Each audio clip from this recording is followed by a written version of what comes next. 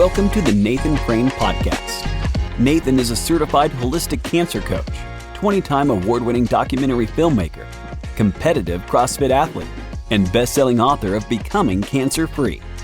With nearly 2 decades in independent natural health research and education, Nathan shares his top solutions for preventing and overcoming disease while optimizing health and improving human performance. Each week, Nathan brings on highly renowned experts to share natural and holistic health science, strategies, and breakthroughs for living your healthiest, happiest, and most fulfilling life. And now, here's Nathan Crane. Hello and welcome to Natural Health with Nathan Crane. Today I'm really excited to share this interview I did not too long ago with a true pioneer in the field of natural, holistic, and integrative medicine, Dr. Joel Fuhrman. Dr. Fuhrman is a board-certified family physician, 6-time New York Times best-selling author, and an internationally recognized expert on nutrition and natural healing who specializes in helping people learn how to prevent, reverse chronic diseases using nutritional methods. Dr. Fuhrman coined the term Nutritarian to describe a nutrient-dense eating style designed to prevent cancer, slow aging, and extend lifespan. I've done a number of incredible interviews with Dr. Fuhrman over the years. Every time I get to sit with him and ask him questions, I learn something new. If you've listened to him, read his books, heard from him, watched his PBS specials, you've already learned quite a bit. And I promise you watch this, you're still going to learn something new. He has a wealth of knowledge. So without further ado, Dr. Joel Fuhrman, enjoy. My pleasure. Great to be here. So diving right in, from your experience, and you have a lot of it, can you share with us what exactly is cancer and how does it show up in the human body? Well, keep in mind, I'm not just speaking from experience. I'm speaking from a degree of scientific literature and studying what happens to the human body. And the human body essentially has the ability to protect against damage from cancer developing. We can repair broken DNA cross-links. The body has the ability to repair methylation defects, prevent the accumulation of metabolic toxins and reactive oxygen species. In other words, what I'm saying right now is that cancer is something that accumulates over time with inflammation, with irritation, inflammation, and then it gets to the point where we're overwhelming the cell's defenses to keep itself clean, and then it starts to replicate uncontrollably. And how it, obviously people know how cancer appears, but it usually appears with promoting angiogenesis. In other words, these cells, in order to replicate rapidly, have to call a blood supply. So our normal blood supply has to be activated to perfuse these cells that want to replicate a lot. And so cancer cells secrete angiogenesis promoters. The word angiogenesis means to promote the growth of new blood vessels. And so the promotion of these cells are starting to excrete angiogenesis promoters, and our blood vessels grow new tributaries, new branches to fuel cancers, the growth of cancers. So when we have cancer growth, we always have these longevity proteins like SIRT1 and AMP kinase are diminished, and mTOR, which is an unfavorable protein buildup, is heightened in almost all invasive and metastatic cancers. So what I'm saying right now is there's a certain abnormality going on that is permissive, allowing cancers to replicate. We eat a diet rich in phytochemicals with the full spectrum of nutrients humans need, and without putting in toxic substances into our body is essentially already cancer-proof. Cancer represents some defect or some abnormality that was in the lifestyle or the environment that allowed it to be caused. It's not the inevitable consequence of aging. It's not normal. It hardly even occurred in human history. The first cancers that were noted in the medical literature that were written about were scrotal cancers that we noticed happening in chimney sweeps in the early 1700s. So even on studies on mummified remains from thousands of years ago, hardly saw any cancers in human species. It was just not a cause of death, eons ago. So in layman's terms, what is cancer? What I hear you saying is if the body is, well, let's say mind, emotions, body, the whole human experience is functioning as it's supposed to, then cancer does not show up. And if the body's out of balance or the systems of the body are out of balance or out of whack or out of their original, let's say, healed or whole state, then cancer is a result of that. Yes, it's that cells become damaged, and they're damaged usually by something abnormal.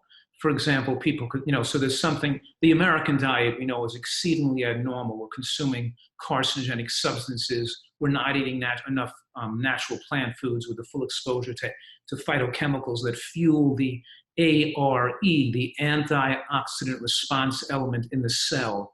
Its job is to remove free radicals and toxins and to repair methylation defects of the DNA and essentially protect ourselves from cancer. And that mechanism is fueled by phytochemicals, especially from green vegetables. And without exposure to these nutrients humans need, we're a green vegetable dependent animal. And the American population is only eating 2% of calories from vegetables. And so we're eating a diet with a lot of sweets in it, with a lot of animal products, with insufficient amount of plant vegetation as a primate that our immune system is dependent on. So I'm saying that when you have a diet that's well designed the way humans are supposed to, that's going to maximize human longevity, the cell becomes almost cancer proof, even removing exposure to environmental toxins. Even it has the ability to suppress genetic alterations and genetic defects that, if not suppressed, would lead to increased risk of cancer. A healthy cell and a healthy body has the ability to suppress those genetic alterations, like the GSTP1 gene that increases the risk of breast cancer, for example. And let me just say that, for example, the leading cause of cancer death, or leading cause of death in children, other than accidents, is acute blastocytic leukemia. And it's already been linked in scientific studies to the lack of green vegetables in the mother's diet, even 2 years prior to conception. So the diet that the parents eat, even before the baby is conceived, affects a child's risk of cancer, for example. And also the exposure to luncheon meats, like hot dogs and bacon, not even during pregnancy, but even prior to pregnancy, affects a child's risk of developing cancer. So I'm saying it's not just the diet we eat, because our eggs that make us are living in our mother's body her whole life that she's alive. So when she's 5 years old and 10 years old and 15 years old, the egg that made you is living there and has the chance to be somewhat damaged should she be exposed to carcinogenic substances or eat a very poor diet or eating luncheon meats and fast foods. So the worse your diet your parents were before they even conceived you or you were born could affect your health as well. So we're going to get a lot more into diet and nutrition and what you recommend in a little bit. And before we do, I want to, just clarify or hear from you this notion that a lot of people seem to believe that cancer is something you can catch, like a cold or a flu. And that's often how our medical industry treats it, right? They try to get it and take it out of you versus recognizing that it's something that your body is creating because of, let's say, diet and lifestyle and habits and environment and toxins and so forth. What is your take on that? What have you seen in regards to that understanding and helping people recognize and identify it's not something you catch, it's something that you create in the body? That's right. But I think that's what you're saying is generally well accepted and not controversial. In other words, I don't think that traditional medical doctors believe it's something we catch, and they recognize that cancer has known causes, and those causes are a combination of environmental toxins and also poor diet and poor nutrition. I think that's generally recognized that what we eat has an effect on cancer, and certain foods have more powerful anti-cancer effects than others. In other words, what I'm saying right now is that even when we talked about angiogenesis, we know that certain foods like mushrooms have anti-angiogenic effects, and they also have effects that are anti-aromatase to lower estrogen. And so, for example, it's well recognized that higher levels of circulating estrogen and higher levels of localized estrogen in breast tissue increases risk of breast cancer. It's not luck.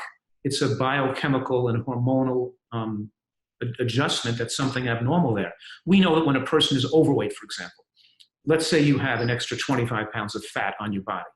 Well, those fat cells are somewhat hypoxic, which means they don't have an excellent blood supply. They have a marginal blood supply. the fat cells secrete angiogenesis promoters to try to claim a fat supply. And in doing so, they permit, fat cells are more permissive to allow other tumors to grow on your body, in thinking fat like a tumor. But the fat on your body makes you insulin resistant. In other words, the insulin can't be uptake by cells as readily because they're blocked by fat. So now the pancreas has to secrete more insulin in response to every carbohydrate you eat. And the high level of insulin has growth promoting and angiogenesis promotion effects. And because fat cells also secrete more cytokines and inflammatory mediators, they stimulate aromatase production. And so that means you produce more estrogen. So a person who's eating poorly and overweight, their breast exposure to estrogen can be 10 times the level of localized estrogen exposure in the breast tissue compared to somebody that was relatively slim and eating a healthy diet with lots of vegetables and mushrooms and onions. So what I'm saying is that the scientific literature is giving us a ton of information about this today, and it's becoming more generally accepted that we can win the war on cancer. And I make this statement often. I say to people that we've landed the man on the moon already.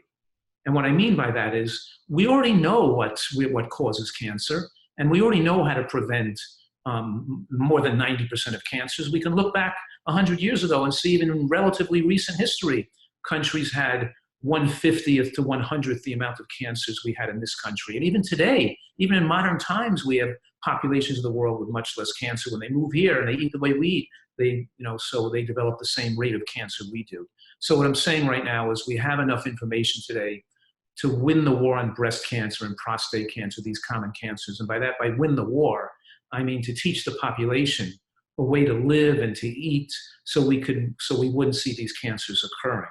It's a different story when we're talking about using nutrition to treat cancer. Then we have, obviously, some early stage cancers that are more responsive to nutritional interventions. And we do see a lot of scientific data showing the same factors that prevent cancer, increase longevity, and interfere with cancer cell replication and prevent cancer recurrence in people who already have cancer. But as cancers become more advanced and people get closer to their death, there's obviously much more difficulty in reversing these diseases nutritionally.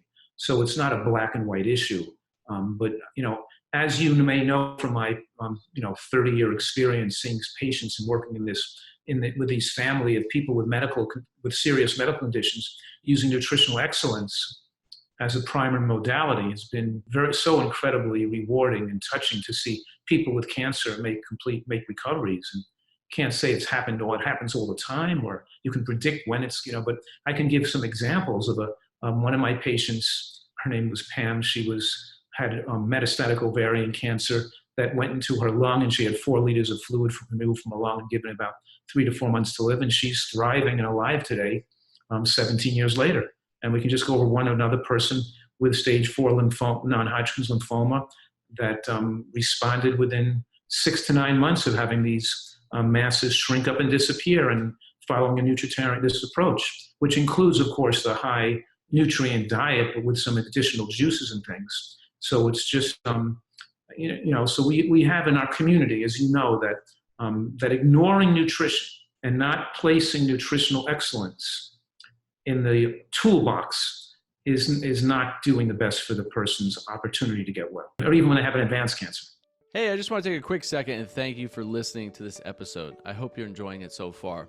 As a special thank you for tuning into this episode, I want to give you my #1 Amazon best-selling book absolutely free. You can go download it right now at becomingcancerfree.com. If you want to learn evidence-based strategies for helping your body become a cancer-fighting machine for not only cancer reversal, but cancer prevention, go grab a copy of the book. Again, I'm just giving it to you for free. You can go download it at becomingcancerfree.com. All right, let's get back to the show.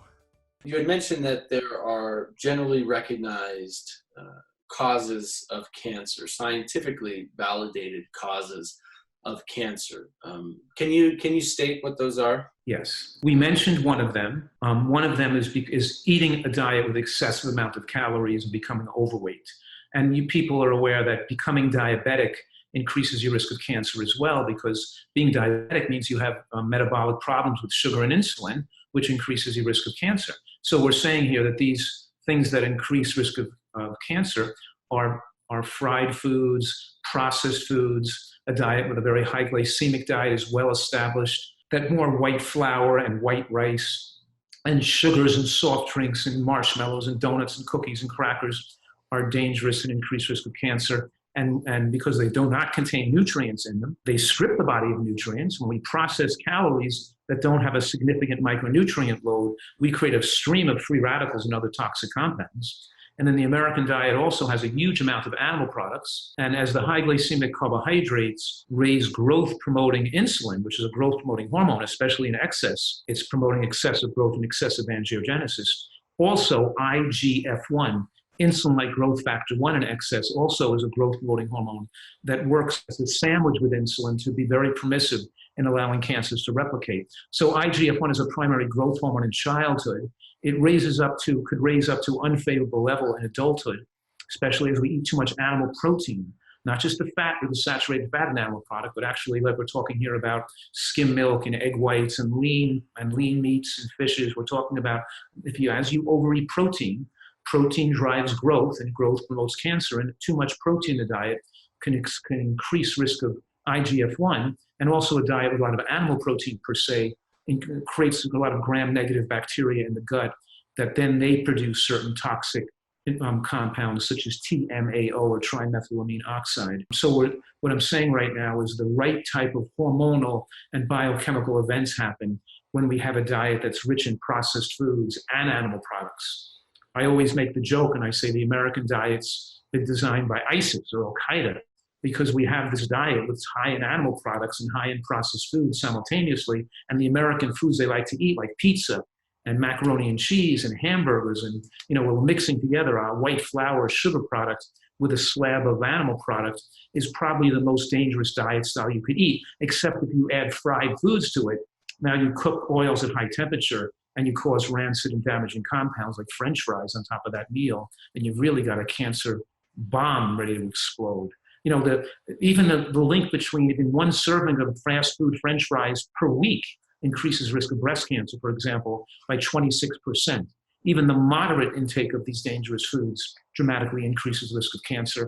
And we're on a death wish in America to eat as much, to make the diet as cancer promoting as it seems like it possibly can be, because we've designed it to the exact diet style that's most cancer promoting that we could possibly have done. Talking a little bit more about meat and dairy animal products, you had said that too much protein is directly linked to higher exposure to cancer rates. But also you had mentioned the meat itself causing a type of bacteria in the gut.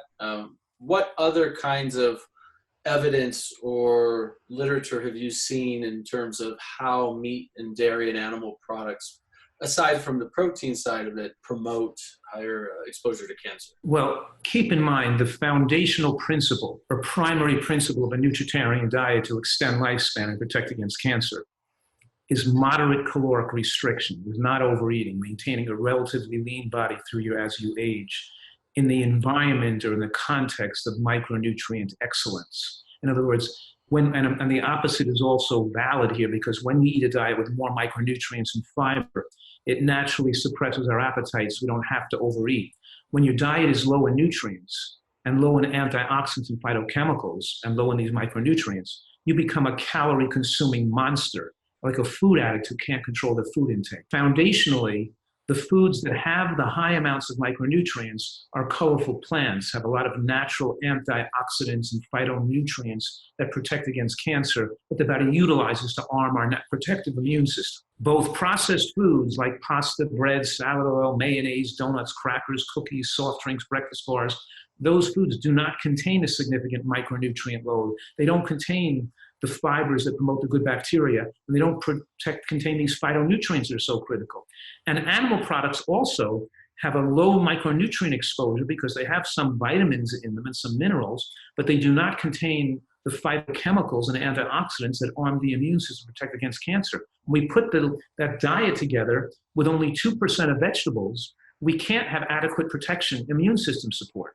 So what I'm saying right now is that where the money's at, the foods that are most protective are the natural plants, especially G-bombs And that acronym GBOMBS, GBOMBS, stands for greens, beans, onions, mushrooms, berries, and seeds, which are identified in the scientific literature as having dramatic protection against all types of cancers and reduction of cancer death in people who already have cancer.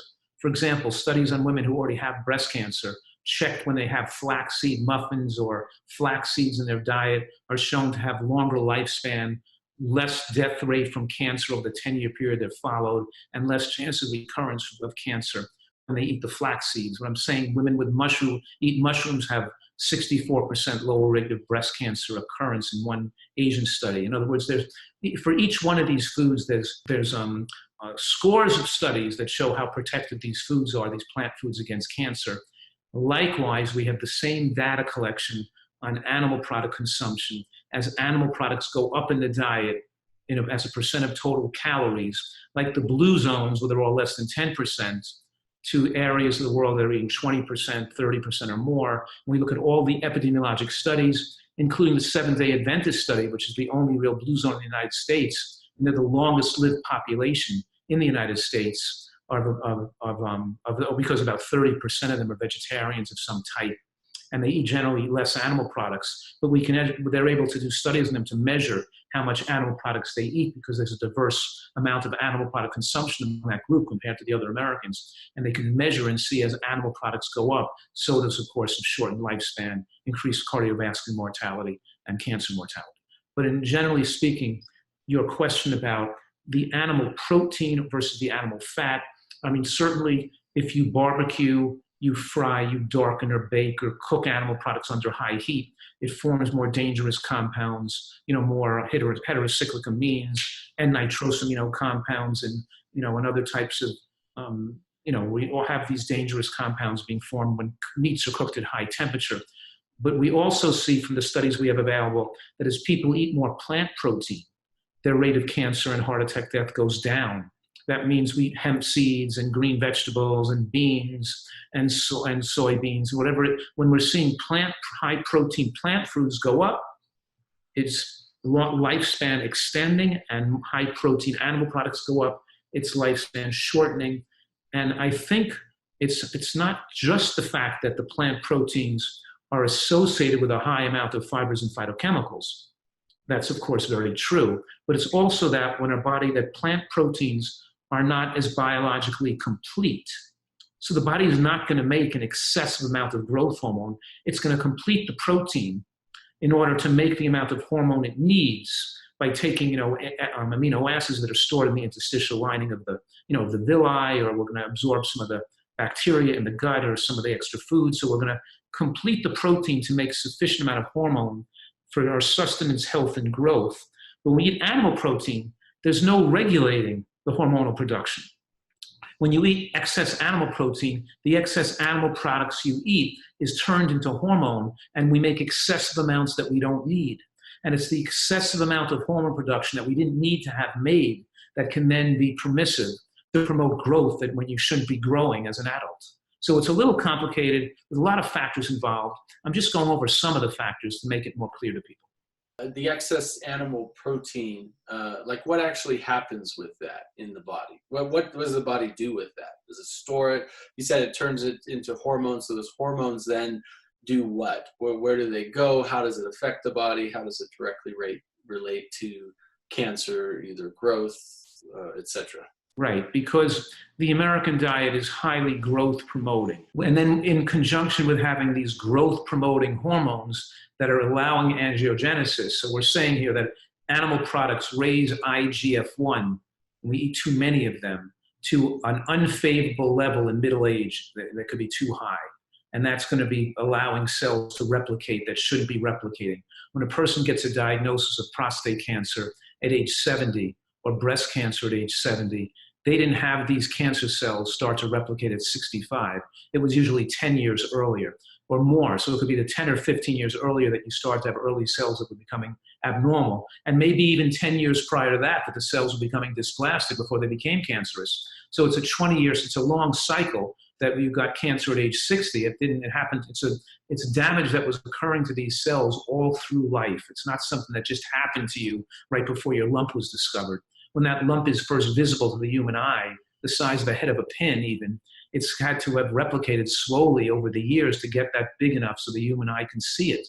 And by that point, a lot of these cells have left the nest already. So what I'm saying to you now in response to your question about what the body does with the animal product, we're talking about people eating excessive amounts of animal products for many years. So they're getting a dietary and chemical framework in the body where you're getting lack of nutrients, excessive production of free radicals. The cells become bathed in reactive oxygen species from the diet, which is high in processed foods and animal products and low in vegetation. So they're bathing themselves in free radicals and other toxic species, and we don't have enough of the antioxidants and phytonutrients to remove toxins. Even the phytic acid in grains and in beans and in nuts, and even the phytic acid binds toxic metals like cadmium, arsenic, lead, and pulls it out of the body. So we eat more of these. And we're getting microplastics now that are being in the environment in fish. So in any case, we're building up abnormal substances in our body, and our body's allowing these abnormal substances to stay there and cause damage because the diet is not, the dietary quality is too poor to allow it to repair itself or remove the buildup and a slow accumulation of these metabolic toxins, while at the same time, we have excessive exposure to hormones that are promoting growth. So while we're in the framework of a cell that's building up metabolic toxins, we're eating a diet with too much high glycemic carbohydrates like honey and maple syrup and marshmallows, which is producing excess insulin, and too much animal protein, which is producing growth, IGF-1. And this IGF-1, insulin-like growth factor 1, and insulin package, when both those hormones are elevated, they activate mTOR, which then further promotes damage to the cells and is permissive for cancer. A lot of mechanisms happening.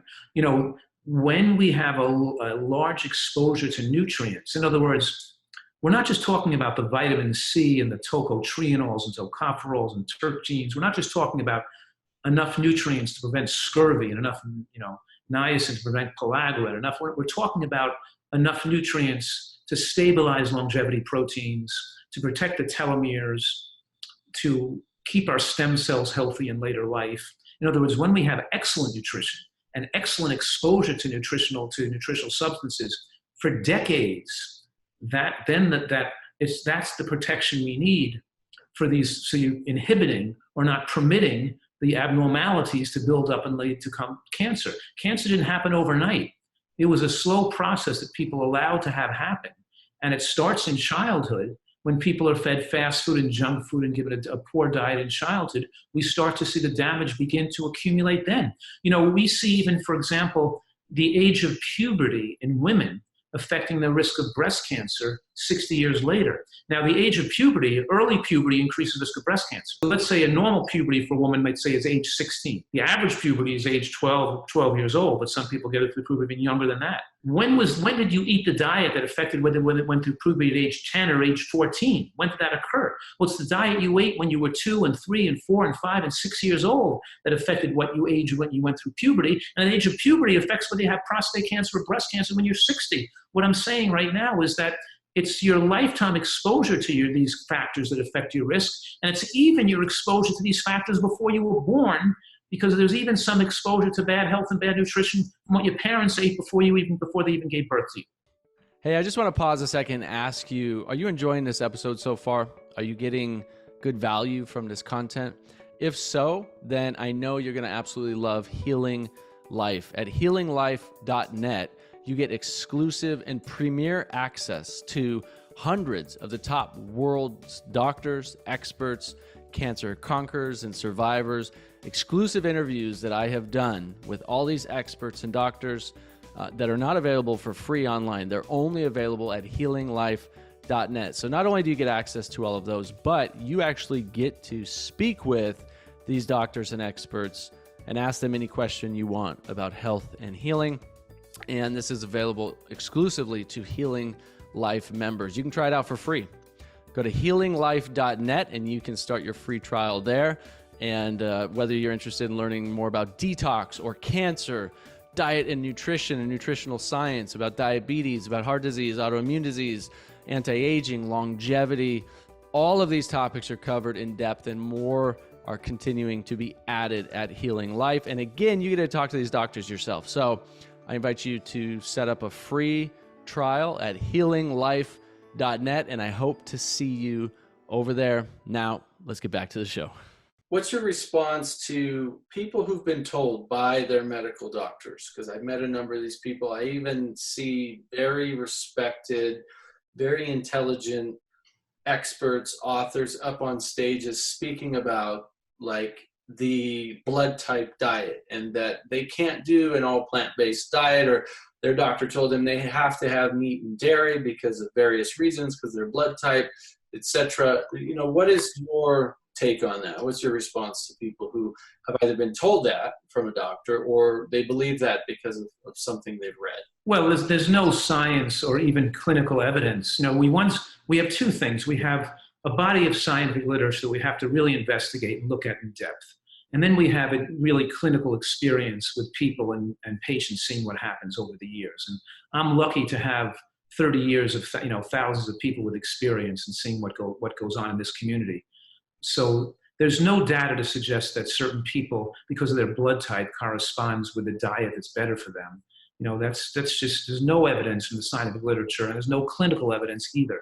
So that's a completely nonsensical hypothesis, and no more than a person's eye color, shoe size, and mother's maiden name spelled backwards can detect what they should be eating. Now, that doesn't mean that some people are not thriving on a diet that's all vegan. That's a completely different issue. Nothing to do with their blood type. For example, there are some people, for a lot of reasons, there are some people, for example, who don't convert the ALA in let's say nuts and seeds and greens into first EPA and DHA sufficiently for adequate brain function in later life, putting them at high risk of depression. That's genetically determined by their conversion enzymes. It's not by their blood type. You know, we have to investigate that. There are some people who, because of their earlier life, there are some children who aren't going to thrive on a vegan diet. You know, their diet needs more protein and more fat because the way they assimilate and digest protein is different from somebody else. And there are some elderly people who require more, their digestive ability to handle protein goes down with aging, and they get their IGF-1 can become too low. And if it gets too low, it can suppress immunity, also increasing risk of cancer. And therefore, the diet has to be designed to be more than protein adequate. In some cases, animal products might be advisable in small amounts to help these people bring their IGF-1 up to an acceptable level. What I'm saying is there are individual differences, yes, that make for the necessity to, in some cases, adjust the diet to individual needs, but in no way is that can be based on blood type.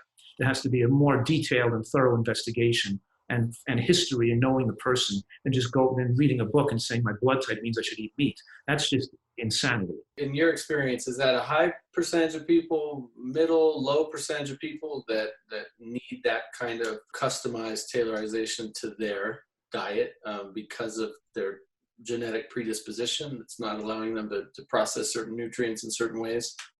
Is that high percent, low percent? What's been your experience with that? It depends on what we're looking at. A lot of people as they get older may have different abilities to process zinc, and some people may do better with more zinc and help remove. So I think that's somewhat variable, but I think generally speaking, there's more people as they age that require more zinc. With regard to DHA, for example, I think it's about half the population on vegan diets get a level that's not optimal, and about a quarter get levels that are potentially dangerous. If they don't supplement or do something. I think with regard to, a Nutritarian diet, which I recommend, is generally mostly vegan, but a person could use animal products in small amounts. But the design of the diet is so protein favorable already. It's a type of plant-based diet that's very protein favorable compared to other plant-based diets. So it's less likely you're going to get a toddler with failure to thrive or an elderly person with low levels of IGF-1. But that doesn't mean those people don't exist. And you don't just willy-nilly thrust a diet on a child who isn't thriving and gaining weight or doing well and say, well, I think this diet is best for him. It's not thriving. Some kids need to have the eggs added to their diet or have some animal protein if they're not thriving on a vegan diet, just like some elderly people do who are starting to get muscle wasting and lack of thriving because their IGF-1 goes too low. And there's even some people whose cholesterol gets excessively low, whose brain is sensitive to low cholesterol and can develop, more anxiety or depression or more, or not have it from a diet that's too low and that's completely vegan. So there's unusual circumstances that happen to individuals. So your question about when that happens, I would say not that often. Probably is not 5 in 100 people would have that concern. Maybe it's more like 2 in 100 that require some modification to that. But we want to at least be, aware that every person doesn't fit the same ideal mold, and we have to look at people and check and see how they're doing, make sure they're thriving on the advice they're given. But one thing we know, that when a person does need some animal product in the diet and is otherwise not thriving on a vegan diet, we don't want to switch to like a paleo diet and give them a lot of animal products. We want to regulate the amount of animal product so they get just enough to bring their IGF-1 in the normal range, not to push it up high to create damage. So, for example, there was a study on 6,000 people followed for 18 years, and they showed in the highest tertile of animal protein consumption, there was a 75% increase overall death rate over that 18-year period, and a 400% increased risk of cancer over that 18-year period in the 50 to 65-year-olds. When we looked at the elderly people who were like 70 and 80 years old, and we followed them for 18 years, then in the highest tertile of animal product compared to the lowest tertile, you did not see the danger from the high amount of animal products. So animal product, because they were counteracting each other, because some people in the elderly category don't thrive with a diet that low in protein. What I'm saying right now is the healthier you are and the more you're eating right, the more you keep your youthful vigor, your digestion is normal, you can stay eating, your body's ability to assimilate digest protein stays adequate. But if the more you eat unhealthy, all through your life, the more you can become more dependent on animal products when you're older, because you're not handling protein, and you've caused some problems because you allowed yourself and your digestive tract to age faster. So it's complicated, and we have to just be a little cautious and aware that it's not quite one program fits all. Could it also be that small percent, that 1 or 2% or 3% of people who have a challenge on a vegan diet, could it be that they're not getting enough diversity in their diet? Because we do know so far, I think the latest statistic I saw was there's at least 150,000 different types of edible medicinal plants that have been identified on the planet so far. If you go to the grocery store, you're usually only going to see maybe a couple dozen out of 150,000, right? So could it potentially be that those people are just not getting enough diversity of different types of the plants to support the wholeness and healing of their body? Probably not, because absolutely I'm agreeing with what you're saying, that on my Nutritarian program, one of the benefits and one of the things we're striving for is a wide variety and assortment of different plant species and natural plants, including microgreens and baby vegetables and sprouts. And so definitely nutritional variety of all the time. It's definitely an asset to longevity and for our body's ability to resist disease and immune system strength. But what I'm saying right now is, in looking at a population of people who are already eating, a diet that's not just cutting out animal products, but going after more excellent nutrition, the question is, if they're getting into trouble on these vegan diets, on a vegan diet, what are they possibly missing that the vegan diet isn't giving them? And it's usually DHA, zinc, could be iodine if they're not eating seafood or seaweed. Could be K2, but usually not. There could be vitamin D, but usually not. It's usually, most often, DHA, zinc, and then, of course, what we're saying now is that the protein issue, and if they're needing more protein, isn't coming from nutritional diversity or plant diversity. We're measuring IGF-1, and we're saying that their IGF-1 levels are dangerously low, and they're having body wasting. So it's a combination of muscle wasting, muscle atrophy, we call it sarcopenia, in conjunction with very low levels of IGF-1. So we can regulate that IGF-1 with the amount of protein, and we can't get it up to an adequate level. It's a dangerously low level with enough plant protein in the diet. Then we have to consider adding some animal products to that person. So it's not, we're not going to raise the IGF-1 when it's very low. And I'm saying, admittedly, this is not common, but it's just something that, as of health professionals taking care of people with the issues that we're aware of, that if a person's not thriving, we're looking at blood tests to evaluate why they're not thriving. So majority of the people that come to you to heal chronic diseases such as cancer, what is that the best diet that you recommend for people, for majority of people? Right, that's right. The standard diet I recommend to people who have early stage cancers or who want to extend their lifespan is the same diet basically I recommend for people with autoimmune conditions who want to get well from lupus and psoriasis and rheumatoid arthritis, and Sjogren's syndromes and mixed connective tissue disease and autoimmune hepatitis. It's the same immune system strengthening diet with the G-bombs, with 2 glasses of fresh squeezed vegetable juice a day. In the vegetable juice, the reason I'm giving them vegetable juice, of course, is because by eating right, you're taking in those nutrients, but you can't consume as much of the nutrients as you could by adding the juices. And it takes these people 6 to 9 months to get the levels of nutrients in the cells and the tissues to the level to where mine are, for example, eating this way for years. So we give them juices to bring them up quicker, to get them more. And the juice has 1/3 cruciferous, like bok choy, cabbage, kale. 1/3 is something like carrot, beet, and the other third is something like lettuce, dark green lettuces, celery or a cucumber. So we're giving them this 1/3, 1/3, 1/3 juice twice a day, and they still have a large salad that they chew with the onions and the mushrooms, and the cooked mushrooms, of course. Mushrooms are very powerful in the anti-cancer protocol, but they should be cooked because they have a mild carcinogen called agarotine that have blown off with cooking. We want them to be exposed to multiple mushroom species. We want them to even eat them. I even give my patients with cancer a mixed mushroom supplement with 14 different mushroom species in it. They usually have are exposed to green tea, extracts of green tea. And they, of course, are having this high plant-based diet with a large exposure to onions and mushrooms and berries and seeds. And they're using nuts and seeds as a source of fat and not using oil because there's beneficial anti-inflammatory and immune system supporting nutrients in the nuts and seeds, and they're absorbed very, very slowly, whereas oils absorb very rapidly and leads to more body fat production and more cytokine and pro-inflammatory modulation and a response by the body. So their fat intake, and a little bit of fat intake, like a ½ an ounce with each meal, helps facilitate the green vegetables, the chewing of the greens and the other nutrients they're eating. So they're getting we're trying to give them a very wide spectrum of natural foods, lots of different types of vegetables, a big salad every day, a bowl of vegetable bean soup, and of course, other exposure to other beneficial foods as well. What's your take on the ketogenic diet? My take is that it's been proven to be lifespan shortening already in large-scale epidemiologic studies. Every diet looked at when you start to get a diet restricting fruit and restricting plant carbohydrates, you're restricting fiber, and you're restricting exposure to phytochemicals. And we know that it causes acidosis. The ketogenic is ketone acidosis. It comes some degree of acidosis in the system.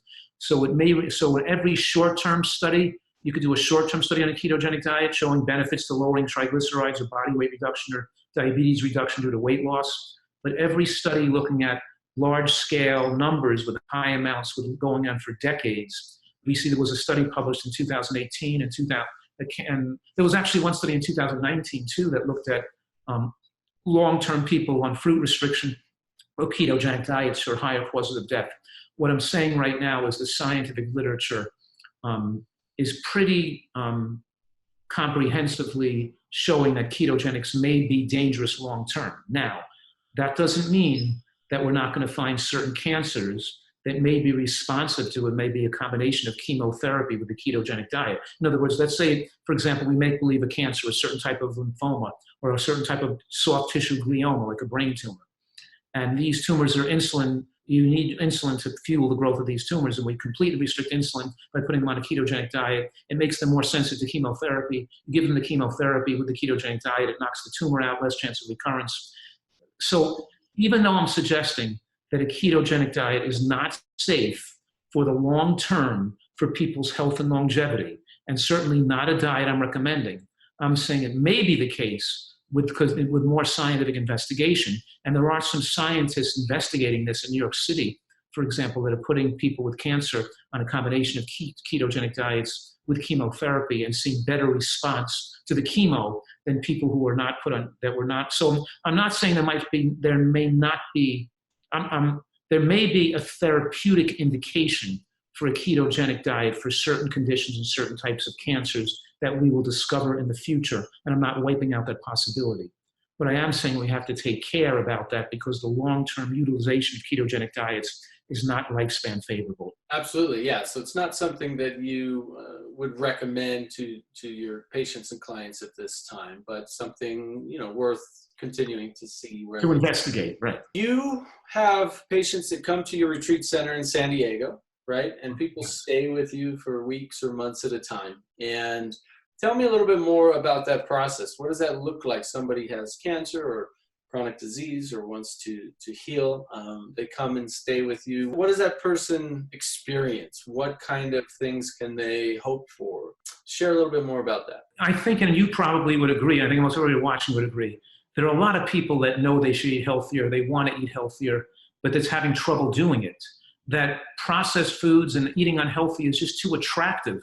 And they're so ingrained into their social environment that it becomes part of their recreation and part of their social lifestyle. And so what I'm saying right now is unhealthy food is physically addicting. And it also is socially addicting. And people, so they unable to comply with what they think they or know they should do. And so what I'm saying right now is we have people that are overweight, they have heart disease, they have diabetes, they have autoimmune disease, they have cancers, and they want to get well. And they're also somewhat suffering from food addiction. When they come into the facility, my retreat, we have 3 incredible chefs that show them how great healthy food can taste. We keep them there long enough to retrain their taste buds so they're not constantly eating all the salt and heavy sweets and all the junk food they can't quit. So it's like going away to come off cigarettes. You got to spend time away from not having cigarettes, so they're going to keep wanting more nicotine. You got to get away from your cocaine if you're going to start not want to snort anymore. You got to get away from the addictive pull of this illicit love affair you have with unhealthy foods, to be able to enjoy a guava and a kumquat, and to enjoy eating salads with pomegranate on them and a healthy dressing. So we show them how food can taste great. We have food addiction counselors. They have groups, so we're giving them groups and trying to deal with their emotional eating problems that led them to become overweight and sickly to begin with. And they're learning through my lectures and through the staff, there's a lot of fun things to do there. So it's a beautiful place, like a saltwater pool and hiking and, and biking and exercise classes and yoga and all the other things going on, cooking classes. But they're really there to get an education too. And they're being cared for by me and they're learning about and getting motivated and informed. So they really learn how to do this, make it work most effectively, and enjoy the process so they can replicate it when they go home.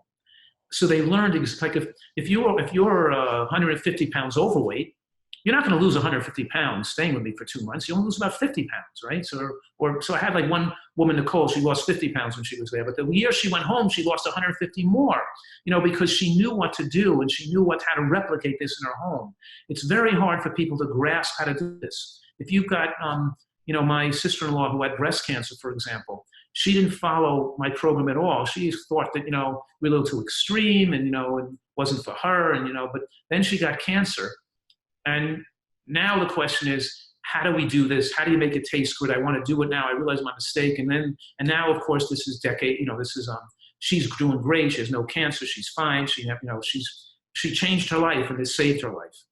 But the point is, it was great that I was here and my wife and I could show her how to make the food taste great, how to incorporate this in your life. It's, so we have this place that it's really very rewarding to be able to see people and facilitate them getting better and to watch the transformation occur. And so they get healthy. And I have people that come in where they're, almost ready to have a heart attack, and they do, get their blood pressure and their cholesterol down, they get their weight off. And we have people come in who have, find that they have prostate cancer or breast cancer, and they want to start to rechange the way they're eating and really learn this way of life. And it works great when you can separate them from the fast food a negative environment they're in at home and really get them to retrain their taste buds. They love eating this way, and they realize where they can learn to prefer this over their unhealthy diet. And as we wrap up, kind of final thoughts, what maybe 3 or so steps for those tuning in who are serious about wanting to prevent cancer or heal or reverse cancer in their own bodies? What kind of steps could people take right now to start on that journey? And what do they need to think about to support the longevity of that journey? I'm going to keep it real simple. I want people to have a big salad with mixed green vegetables, with onions and tomatoes and cooked mushrooms on it, with a dressing made of nuts and seeds. I might make a dressing, for example, with a peeled navel orange, with sesame seeds and cashews, with blood orange vinegar and a squeeze of lemon, or roasted tomatoes with roasted garlic and some almond butter mashed together with a little fig vinegar. In other words, you make a nut and seed-based dressing on a big salad, and you have a bowl of vegetable bean soup and a piece of fruit for dessert. Lunch is the most important meal of the day. Salad, vegetable bean soup, and the soup should be like an anti-cancer soup made with the zucchinis and the onions and the leeks and the bok choy, all the different beneficial nutrients in it. You can make it on the weekend, and you can have the same soup for 4 or 5 days in a row. And then breakfast, you should have a glass of fresh squeezed vegetable juice with a little bit of intact grain, a small amount of intact soaked grain and water, with the flax seeds or the chia seeds, and some berries like wild blueberries, or low sugar berry like blackberries or blueberries or guava, or some kind of low sugar fruit mixed in with that for flavor, with the seeds, because the seeds, the hemp and the chia and the flax, it's the vehicle to eat that with a glass of vegetable juice. And then dinner should be an earlier and lighter dinner. We should not be, one of the secrets to fighting disease and increasing longevity and fighting cancer is going to bed on an empty stomach. You don't want to eat a big meal at night. You want to eat your meals earlier in the day, and you want to go to bed so you haven't eaten food between at least probably 4 hours before you go to bed at night. So you go to sleep on an empty stomach, and you sleep and rest in bed while you're not digesting food, is the secret. So that's a rough roundup of the diet, which could be then adjusted to individual needs and differences, but that's basically where we start from. Well, thank you so much. I know on your website, we'll share that link with everybody. It's drfuhrman.com. You can look on the webpage where this video is hosted. We'll also write out the link for you. You can click it or type it in, go to the website. I know you have great recipes in your books. I know you have great videos and free resources on your website. I know that you have an online e-learning area, as well as online courses and so forth. So for people who are very interested in learning more about this, I encourage you to go to Dr. Fuhrman's website. And again, you can find that website on this page. So Dr. Fuhrman, thank you so much for joining us today, for being here, for sharing your wisdom. As you said, I know we could talk about a lot of these subjects for another 1 or 2 hours, and I'd like to maybe do a follow-up interview with you at some point in the future. We could, after this summit airs and people have questions and things like that, we could bring those questions to a future interview. That'd be great. As well. So those of you tuning in, let us know what other things you'd like to hear in the future. And again, drfuhrman.com, go to his website, check out his retreats, books, online courses, and so forth. So yeah, I just want to say thank you so much for sharing. You're such a wealth of knowledge.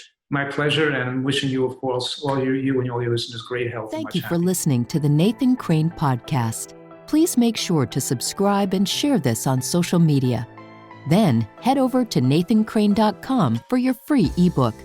So when we're talking about, what are these underlying causes and conditions of these chronic diseases, cancer, diabetes, heart disease, they all have very similar, if not identical, causes. And that's the thing, is when we get to the root cause of these diseases, we can not only prevent these diseases from ever happening, but empower our bodies to heal from them. In every one of our cells, we have tens and hundreds of thousands of chemical reactions that are happening every second that are cycling back and forth. And it's like sort of a yin and yang.